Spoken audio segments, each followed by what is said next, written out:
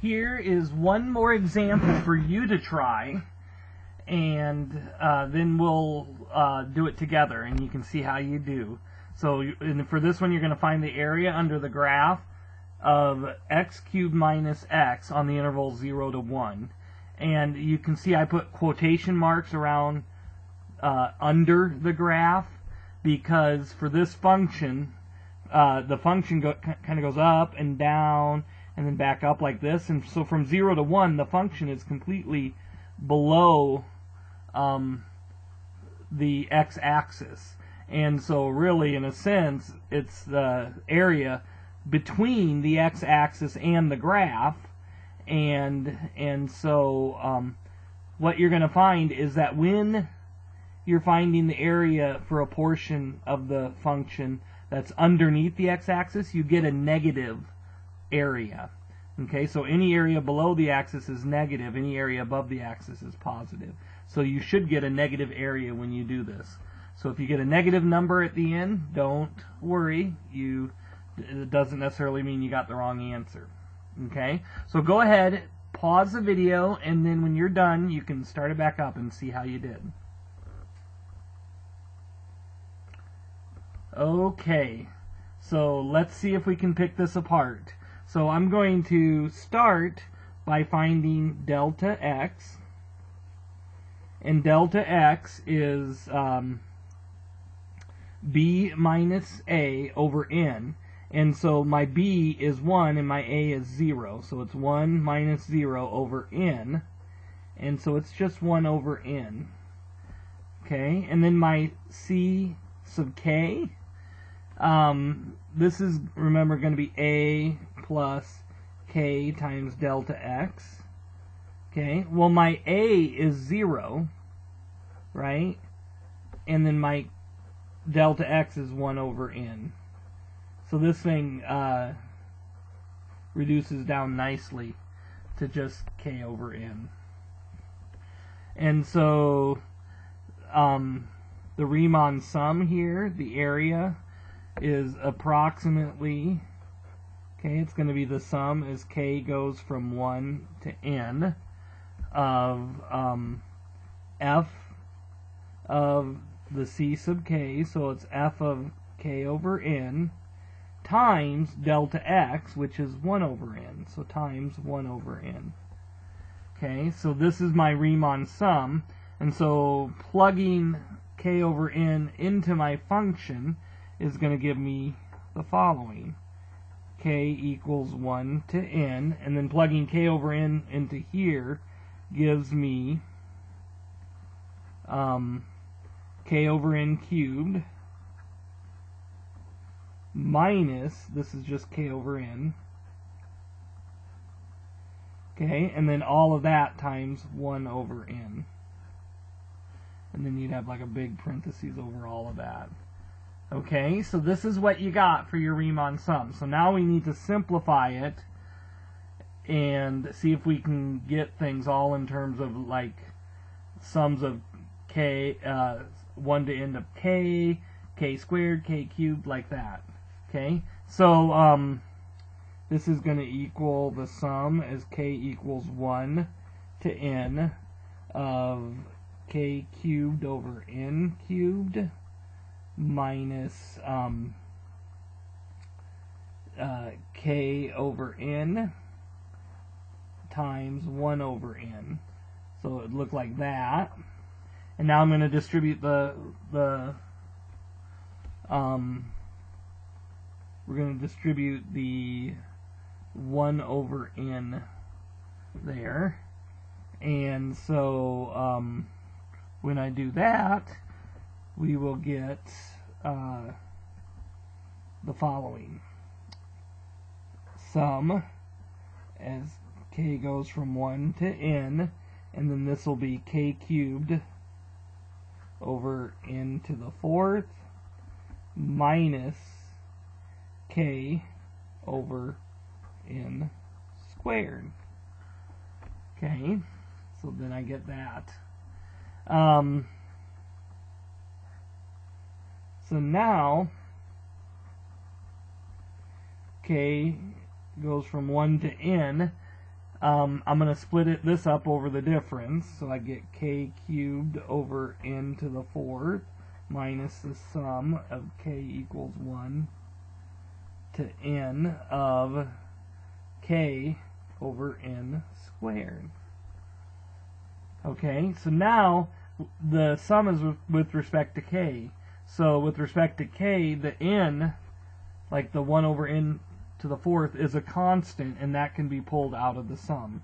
So I get 1 over n to the fourth of the sum of k cubed, and this would be k equals 1 to n, and this would be minus 1 over n squared, the sum of k equals 1 to n of just k.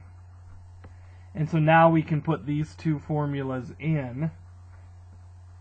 So here's my cube again. So this is the sum for k. It's n over n plus 1, or n times n plus 1 over 2. And then notice the sum of the cubes is that same thing squared. So that's kind of nice.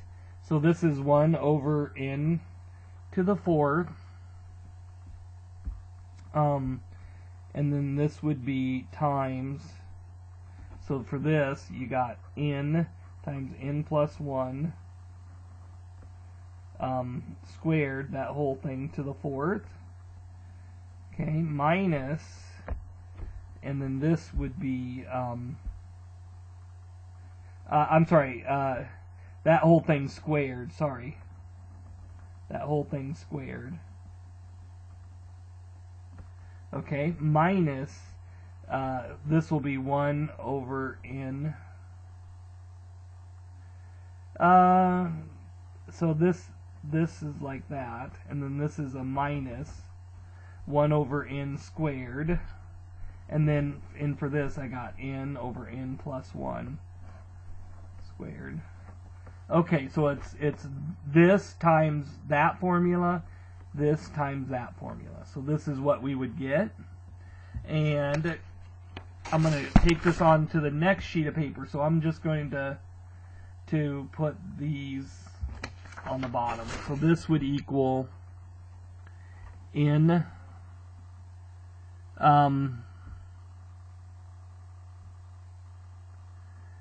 well,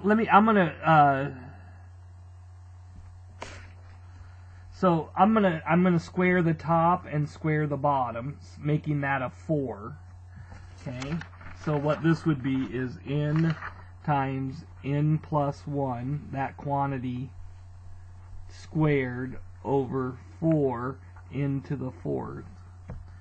Okay, and then I got minus, and then this would be just that over, so this would just be n times n plus 1 over 2n squared. It would be that. Okay, and so this is where, you know, you could simplify it out, and you wouldn't need to. I could tell that if I multiplied all these out, my leading coefficient's going to end up being 1.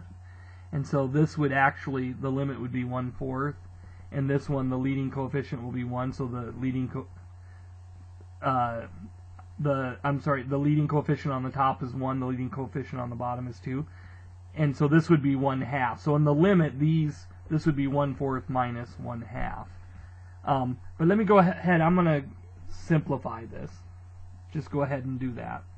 So this would be n squared plus n, that quantity squared, over 4n to the fourth, minus, this would be n squared plus n, and that would give me 2n squared. And then this, I would FOIL that out, and I would get n to the fourth, plus, it would be 2 this times that, 2 n cubed, and then there would be that squared plus n squared, all over 4 n to the fourth and then this would be minus n squared plus n all over 2n squared. So this would be the most simplified version, okay, of the sum. And so the actual area is equal to the limit as n goes to infinity of the Riemann sum, k equals 1 to n of, f of kn times 1 over n. That would be the Riemann sum. And that's equal to the limit as n goes to infinity. And what we did is we just showed that Riemann sum is equal to this.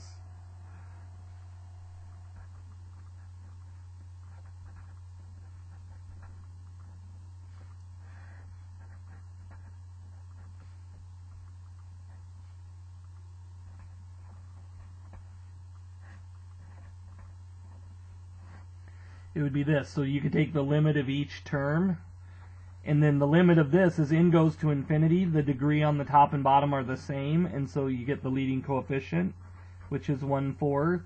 Here the limit is this goes to infinity. The top and bottom are the same, and so the ratio of the leading coefficient is 1/2.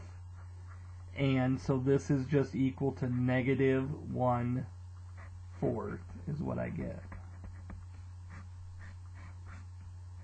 And that would be the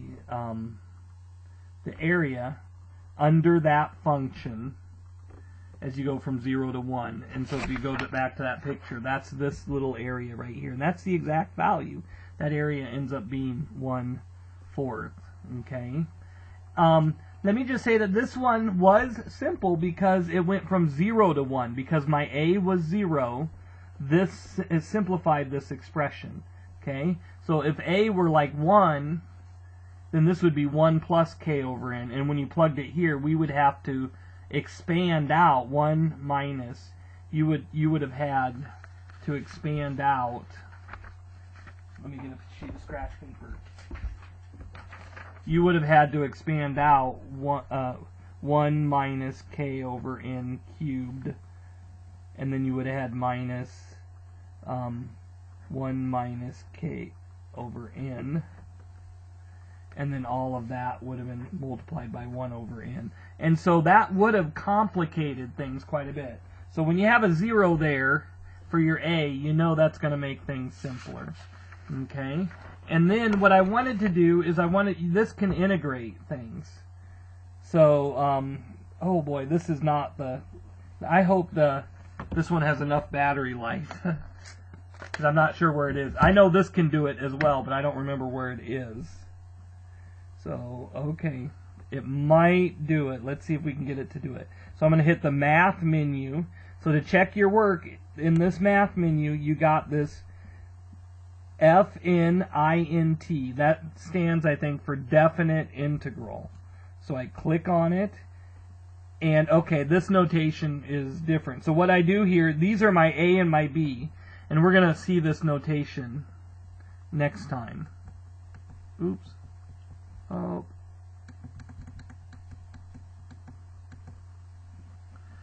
So 0 to 1. So that's your A and your B.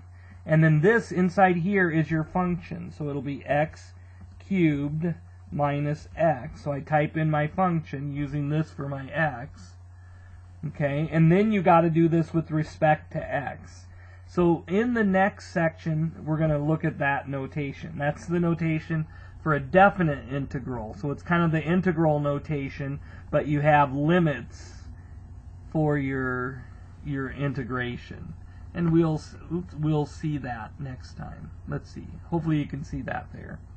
And hit enter, and there you go, negative 0.25. Which is what we got, when we integrated, negative 1/4. So, if that's what you got when you did it, good job. You got a pretty good handle on this stuff. So, okay. In the next section then, we are going to talk about that, like the notation that was on the calculator. That's a definite integral. We're going to talk about definite integrals, and then we're going to talk about the fundamental theorem of calculus, which connects the definite integrals with the indefinite integrals and antiderivatives. And it gives us a way of finding the actual area using the antiderivatives. And that's going to be the big finish to Calc 1. And that'll also be our last section.